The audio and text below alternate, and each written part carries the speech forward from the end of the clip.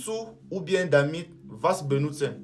Si tu confonds encore Umtu et damit, reste avec moi 10 secondes parce qu'après cette vidéo, tu vas enfin comprendre la vraie différence. Je t'invite donc à t'abonner sur ce compte si tu veux apprendre rapidement la langue allemande.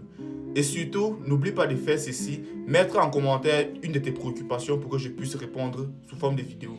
Aujourd'hui, nous allons voir la différence qui existe entre Umtu et damit. Quand utiliser Umtu? On utilise Umtu lorsque le même sujet fait les deux actions. C'est-à-dire, c'est pour exprimer un but, une intention ou bien un objectif. En français, ça veut tout simplement dire pour ou afin de.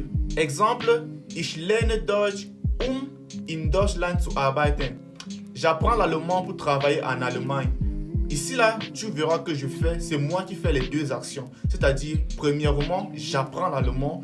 Deuxièmement encore, c'est moi qui dois travailler en allemand. Donc, le même sujet que je suis effectue les deux actions.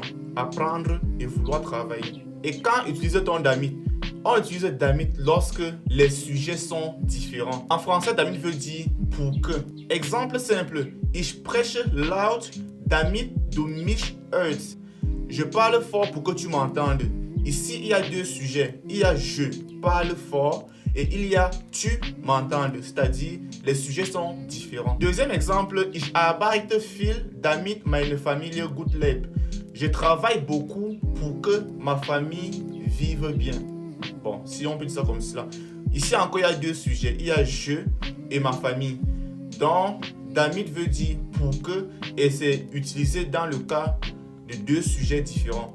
Umtu veut dire pour ou afin de. Et c'est utilisé lorsque c'est le même sujet qui effectue les deux actions. Donc, c'est tout ce qui était à comprendre sur Umtu et damit. Si tu as des questions ou des préoccupations, n'hésite pas à me les mettre en commentaire et je me ferai un plaisir de te faire une vidéo dessus. Et maintenant, s'il te plaît, abonne-toi.